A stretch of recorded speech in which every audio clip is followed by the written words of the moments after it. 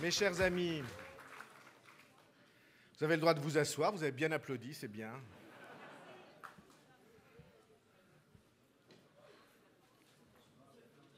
Vous êtes déjà, en ce vendredi après-midi, 400 arrivés à l'ouverture à 3 heures sur les plus de 1200 personnes qui sont déjà inscrites et payantes.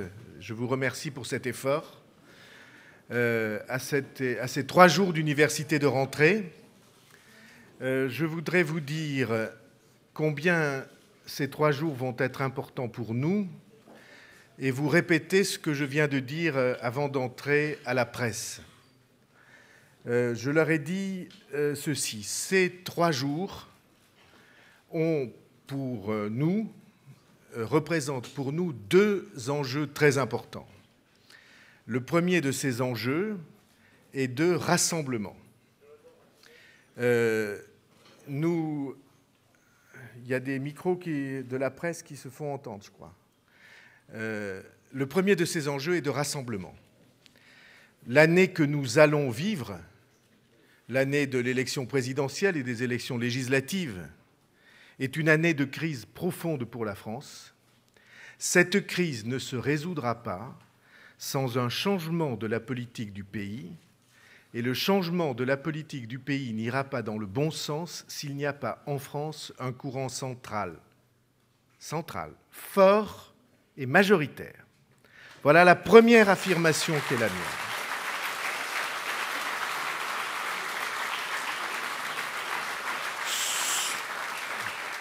Pour des raisons sur lesquelles j'aurai l'occasion de revenir, ce courant central fort et majoritaire ne se constituera pas sans que des sensibilités différentes se rassemblent et se retrouvent.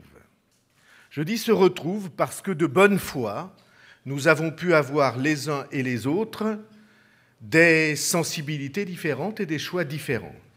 Je ne regrette aucun des choix que nous avons faits depuis 4 années, aussi difficiles qu'ils aient pu être.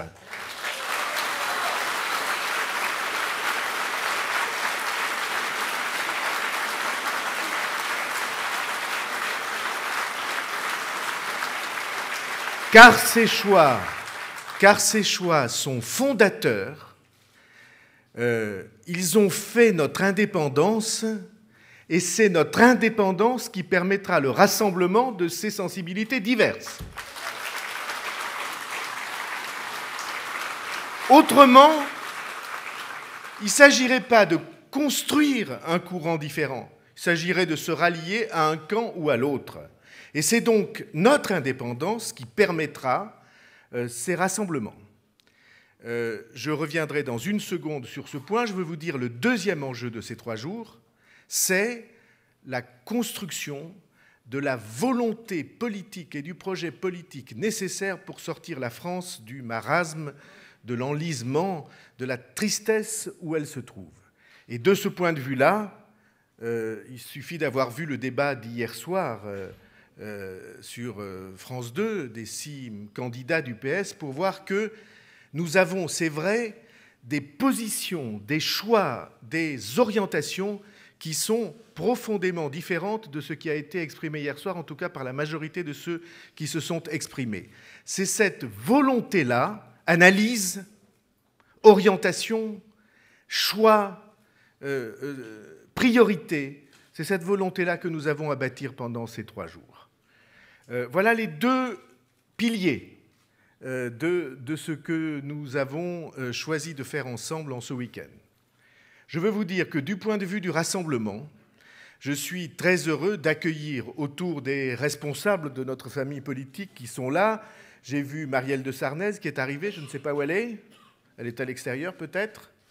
J'ai vu Robert Rochefort qui est assis au premier rang.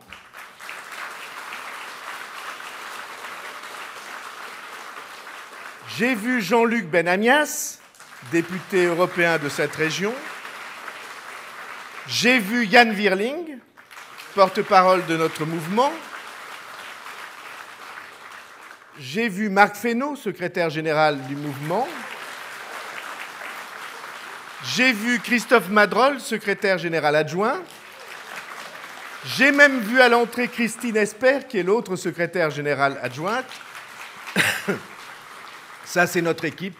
Mais je veux accueillir ceux qui participent à cette journée en sachant bien quelle en est l'importance et quel est le symbole de leur présence. Alors, je salue Pierre Méhaignery, président de la Commission des affaires sociales de l'Assemblée nationale.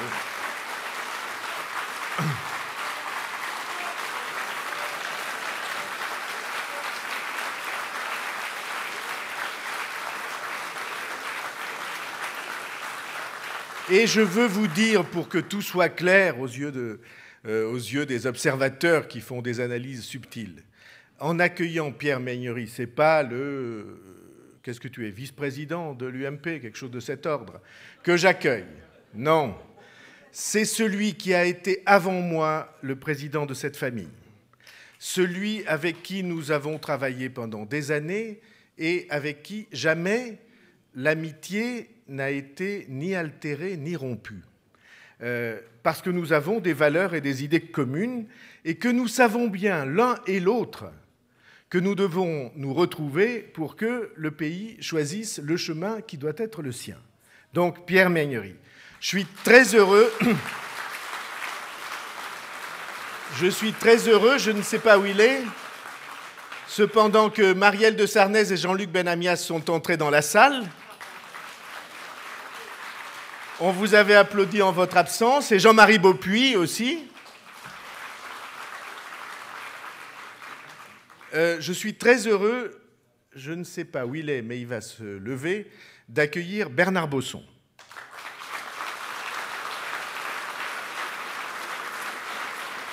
Il est là-bas au fond de la salle à 11h, comme disent les militaires.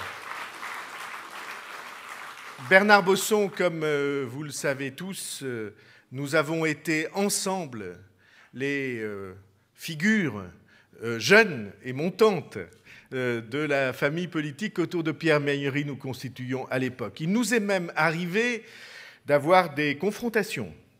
Et j'ai toujours eu pour lui, avocat, maire d'Annecy, député, ministre des Affaires européennes, j'ai toujours eu pour lui la plus grande affection qu'en même temps que la plus grande considération.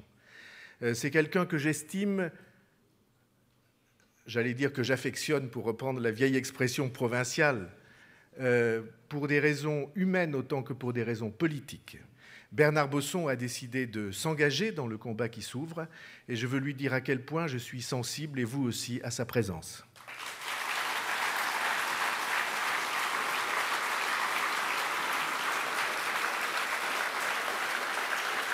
Je vous présenterai au cours de l'après-midi, où on vous présentera les autres intervenants que je remercie d'être là, experts, très, très engagés dans la société française.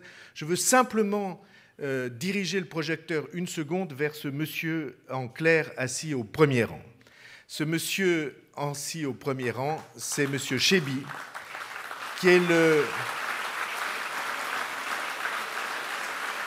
qui s'exprimera ce soir devant vous. C'est le fondateur, on parle quelquefois à notre propos de traversée du désert, je puis vous assurer que son désert à lui était plus réel, plus dangereux et plus long que le nôtre. M. Chaiby est le fondateur du Parti démocrate progressiste tunisien. Il a été...